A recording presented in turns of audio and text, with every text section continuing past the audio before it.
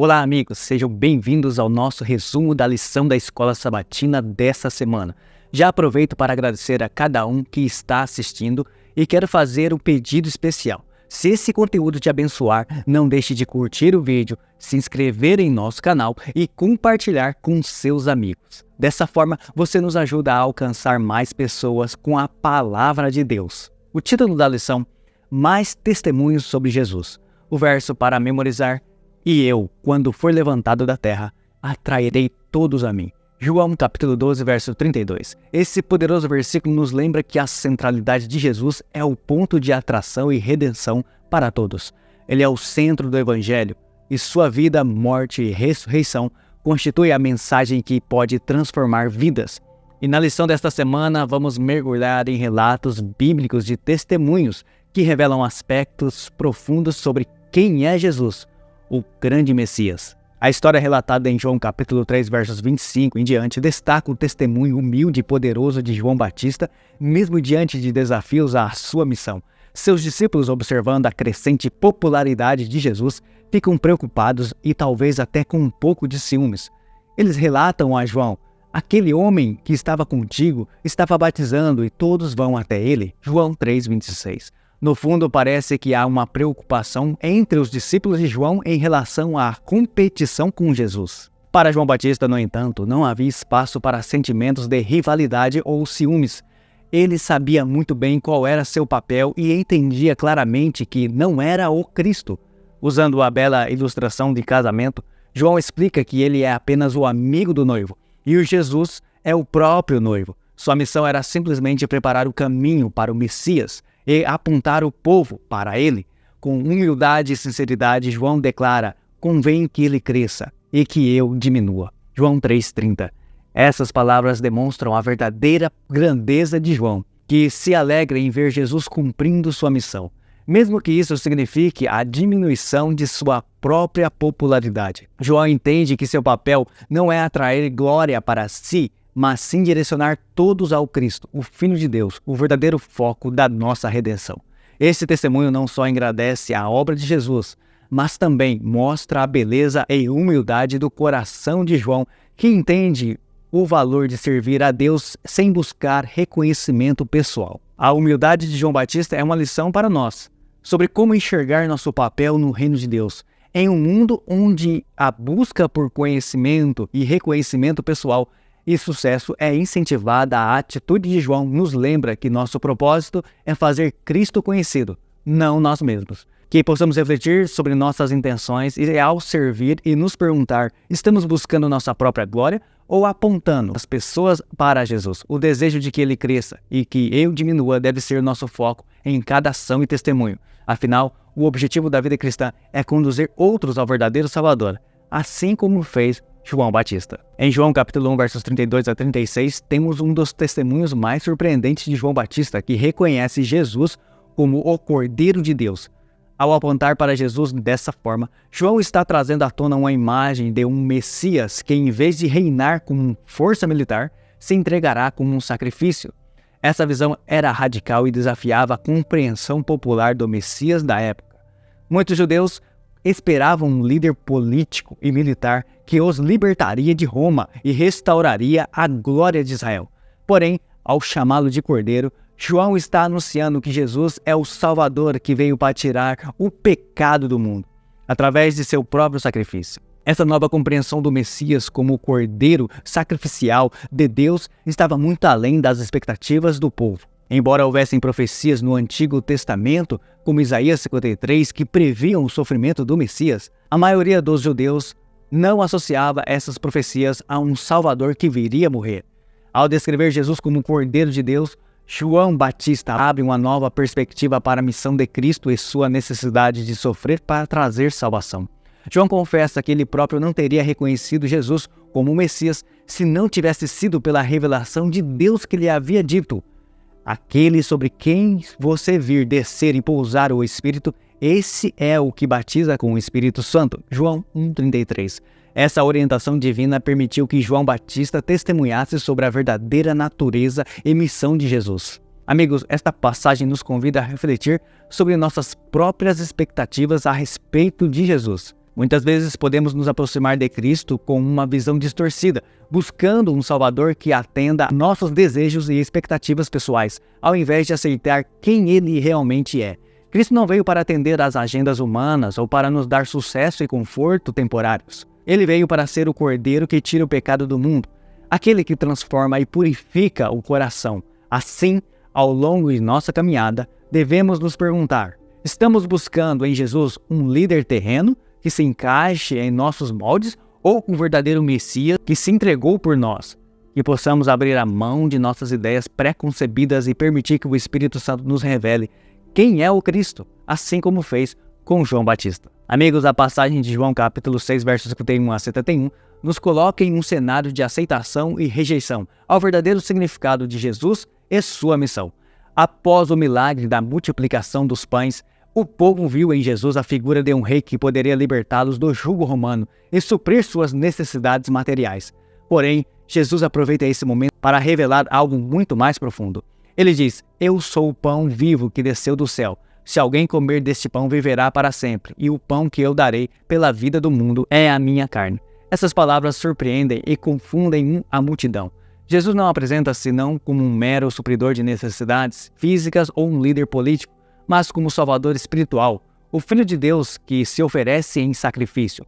Ele fala de uma comunhão profunda e íntima com Ele, que envolve comer sua carne e beber seu sangue. João capítulo 6, versos 53 e 56. Uma metáfora que representa aceitar totalmente o sacrifício de Cristo, apropriar-se de sua vida e de sua morte, e tornar-se parte do seu corpo espiritual. Para muitos, essa declaração foi um choque. Eles queriam um Messias que os livrasse de Roma e lhes desse prosperidade, mas Jesus oferecia algo que exigia sacrifício, rendição e uma transformação interior.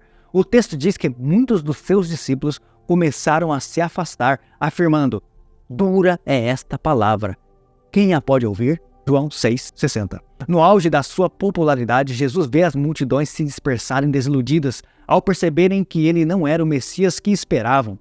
Jesus então olha para seus discípulos mais próximos e faz uma pergunta carregada de emoção e expectativa: quereis vós também retirar-vos? João capítulo 6, verso 67. Nesse momento, Pedro responde: Senhor, para quem iremos? Tu tens as palavras da vida eterna. João capítulo 6, verso 68. Essa resposta revela uma fé genuína que não depende de milagres ou promessas materiais, mas de uma confiança inabalável em quem é Jesus, mesmo quando a compreensão ainda é limitada. A passagem desafia cada cristão a avaliar o que significa realmente seguir a Cristo. Muitas vezes podemos nos aproximar de Jesus esperando que Ele atenda às nossas necessidades e expectativas humanas. Contudo, Jesus nos convida a uma relação mais profunda que exige aceitar seu sacrifício e sua verdade, mesmo quando ela desafia nossos próprios desejos e sonhos. Assim como na época de Cristo, hoje há um chamado para que abandonemos uma fé superficial baseada em benefícios temporais e abracemos uma fé madura que busca em Jesus o pão da vida, aquele que nutre nossa alma e nos oferece a vida eterna. A resposta de Pedro é um lembrete para cada um de nós. Não há outro lugar, pessoa ou coisa que possa nos dar verdadeira vida e propósito. Devemos constantemente nos perguntar: estamos com Jesus por aquilo que Ele pode nos dar, materialmente, ou pela vida eterna que Ele nos oferece? Que a sua escolha seja sempre permanecer ao lado daquele que tem as palavras de vida eterna, mesmo quando a caminhada exige sacrifício e renúncia. Em João capítulo 5, versos 36 a 38, Jesus disse algo extraordinário sobre o Pai.